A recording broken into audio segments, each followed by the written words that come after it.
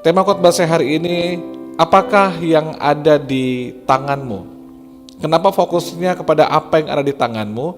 Karena kecenderungan kita hari-hari dengan media sosial, begitu banyak orang yang upload, yang share kehidupan pribadinya, ya kita nggak tahu apa motivasinya, semua tentang kehidupannya, semua hal yang indah, semua hal yang baik dia upload, dan seringkali hidup kita lebih banyak terfokus kepada apa yang orang punya, pada apa yang orang miliki, yang dia tampilkan dengan bagus dan indah di Instagramnya, di storynya, di IGTV-nya, maupun yang ada di Facebooknya, maupun yang ada di WhatsApp story-nya. Semua hal-hal yang baik, semua hal-hal yang indah. Nah, ada berapa banyak kita akhirnya merasa rendah diri, merasa oh saya nggak punya apa-apa, memang saya gagal, wah dia berhasil, saya memang nggak bahagia, wah lihat dia foto-fotonya, videonya bahagia, wah saya hanya kecil, lihat apa yang dia tampilkan itu besar, wah saya miskin, wah apa yang dia tampilkan itu kaya. Seringkali membuat kita akhirnya menjadi orang yang menjadi kecewa, rendah diri, kita menjadi orang yang akhirnya menjadi gampang menyerah dengan keadaan ini karena apa yang kita lihat di gadget kita, apa yang kita lihat sampai kita lupa bahwa sebenarnya kita punya sesuatu yang besar, kita punya sesuatu yang luar biasa, kita dianugerahi Tuhan, kita diberikan kemurahan oleh Tuhan, sesuatu yang luar biasa. Tapi seringkali kita nggak bisa melihat sesuatu yang luar biasa dalam diri kita karena kita terfokus kepada apa yang di luar sana. Kita nggak melihat apa yang kita miliki, apa yang kita punya di tangan kita, karena kita terfokus melihat apa yang ada di tangannya orang lain. Kita lupa melihat kelebihan-kelebihan hidup kita hanya bisa melihat kekurangan yang kita miliki, karena kita lebih terfokus kepada kelebihan yang orang lain punya. Nah, hari ini saya ingin mengajak kita semua jemaat Tuhan, mau belajar dari 3 peristiwa.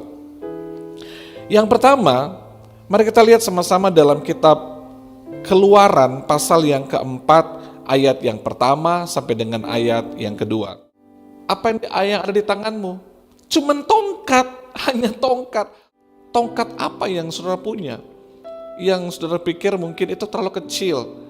Mana bisa saya bangun bisnis saya lagi? Mana mungkin saya bangkit lagi untuk membangun sesuatu yang besar di masa depan? Mana mungkin karir saya bisa naik lagi? Bagaimana mungkin hubungan saya bisa diperbaiki lagi? Rasanya banyak hal yang tidak mungkin dan mustahil hanya karena hal kecil yang kita punya. Tapi saudara lihat, bagaimana tongkat itu bisa menjadi tongkat yang luar biasa. Bagaimana hal yang kecil itu bisa mengubah banyak hal di kehidupan Musa. Perhatikan Keluaran 3 ayat yang kedua. Dari tongkat yang biasa-biasa itu menjadi tongkat yang luar biasa mendemonstrasikan kuasa Tuhan. Tapi itu terjadi waktu Musa mengalami perjumpaan dengan Tuhan. Musa mengalami hadirat Tuhan. Apa yang di tanganmu hari ini? Waktu engkau mengalami hadirat Tuhan, engkau mengalami sebuah perjumpaan dengan Tuhan, saudara akan melihat ada banyak hal akan berubah di hidupmu, ada banyak hal akan berubah di masa depanmu.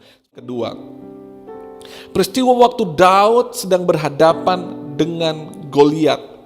Goliat raksasa yang sangat tinggi dalam hitungan sentimeter, kurang lebih 2,97 cm. Dia punya perisai, tombak, lembing, baju zirah, dia pakai ketopong. Dia jauh lebih besar daripada Daud, jauh lebih tinggi, dia punya pengalaman yang hebat. Daud hanya gembala 2-3 ekor kambing domba. Daud tidak terlatih dalam peperangan. Dengan apa Daud menghadapinya? Apa yang Daud punya, saudara? Mari perhatikan 1 Samuel pasal 17 ayat yang ke-40. Daud gak punya pengalaman yang luar biasa. Daud gak punya alat perang yang menjadi kewajiban orang untuk berperang. Daud hanya punya 5 batu kecil melawan raksasa dengan baju zirah, tombak, lembing, perisai, dan semua perlengkapan perang yang luar biasa hebat itu. Daud hanya punya 5 batu kecil saja, saudara. Apa yang mengubahkan Daud? Apa yang membuat 5 batu kecil ini bisa membunuh raksasa yang besar itu, saudara, dan mengalami kemenangan? Ayat 45, ayat 46, mari kita baca sama-sama. Daud memperkatakan firman Tuhan. Daud menyatakan Tuhan yang hebat, Tuhan yang besar, Tuhan yang luar biasa, Tuhan yang akan mengalahkan dia, Tuhan yang menjadi pemenangnya. Daud membuat keputusan yang sangat penting. Dia nggak hanya datang bawa 5 batu itu, tapi dia mulai memperkatakan firman Tuhan. Dan apa yang terjadi, saudara?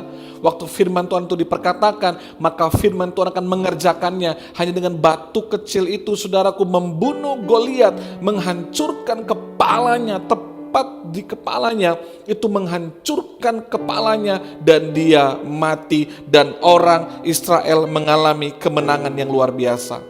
Apa masalahmu hari ini, saudaraku? Apa Goliatmu hari ini?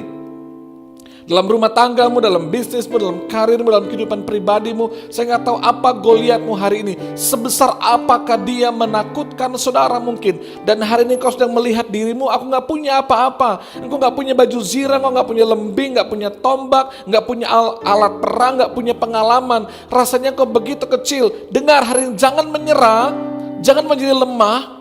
Mari bangkit hari ini dengan apa yang ada di tanganmu hari ini. Apa yang kau punya? Tuhan, cuma ada 5 batu kecil. Nggak sanggup rasanya menghadapi masalah ini. Nggak mampu, rasa terlalu besar Goliatnya, terlalu menakutkan Goliatnya. Dengar hari ini, mari mulai perkatakan firman.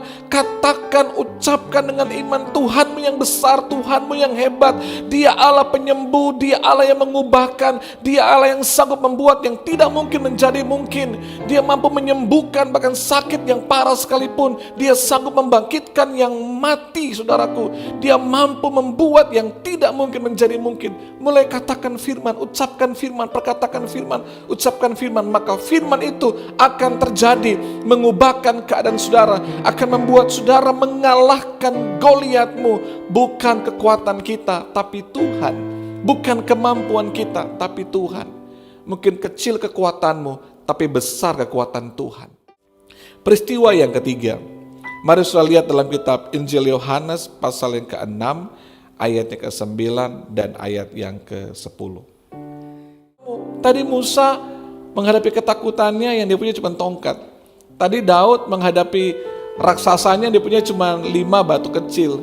Nah sekarang murid-murid dalam ketakutan mereka untuk beri makan 5.000 orang lebih, apa yang mereka punya? Hanya 5 roti dan 2 ikan. Saudara, mau dikali-kali, mau dipakai rumus apapun, 5 roti dan 2 ikan itu gak akan pernah bisa cukup memberi makan 5.000 orang lebih. Gak bisa. Kecuali seringkali saya bilang, kecuali ikan paus raksasa dan roti raksasa mungkin bisa. Tapi kita bilang hanya 5 roti dan 2 ikan, hanya itu yang mereka punya. Nggak cukup, ya pasti nggak cukup. Kecuali hanya dikasih cium-cium aja begini. Cium gitu, lewat lagi dicium. Tapi kan nggak bisa kenyang. Faktanya, kenyataannya tidak bisa. Faktanya, kenyataannya tidak cukup. Tapi mari kita lihat ayat yang ke-11. Apa yang mengubah itu, saudara? Tapi Yesus ambil yang sedikit itu, lalu dia mengucap syukur atasnya. Dia mengucap syukur untuk 5 roti dan 2 ikan ini. Dia mengucap syukur atas yang sedikit ini. Di saat mereka bingung, mereka mengeluh, mereka pesimis, gitu ya. Mereka bilang ini nggak mungkin, ini nggak bisa. Yesus nggak ngomong itu. Yesus memilih untuk mengucap syukur. Kuasa mengucap syukur mengubah yang tidak cukup menjadi cukup. Kuasa mengucap syukur mengubah yang tidak mungkin menjadi mungkin. Kuasa mengucap syukur mengubah yang sedikit di tanganmu menjadi banyak. Kuasa mengucap syukur mengubah sesuatu yang mustahil banget. Tapi dengan mengucap syukur, keadaan itu berubah. Keadaan kekurangan seperti apa yang sedang saudara alami hari ini? Di tengah-tengah keluargamu, pekerjaan, karir, keuangan, atau apapun, saudara. Mungkin faktanya yang saya lihat hanya sedikit. Tidak cukup, memang tidak cukup. Bagaimana nanti dengan sekolahnya anak-anak? Bagaimana dengan kebutuhan mereka di masa depan? Sampai berapa lama ini akan terus terjadi? Terus gimana nih, omsetnya turun sampai lebih daripada setengah. Terus bagaimana mau bayar ini, ada tagihan ini. Saudaraku, kalau kebanyakan orang akan mulai mengeluh dan bersungut. Kebanyakan orang akan mulai bilang, aduh ini gak mungkin, ini gak bisa, ini mustahil. Mari ubah perkataan saudara. Mari engkau mulai mengucap syukur. Mari saudara mulai mengucap syukur, Waktu engkau pegang mungkin Tuhan, gak cukup memang. Dengan kasat mata, dengan fakta dan kenyataan gak cukup.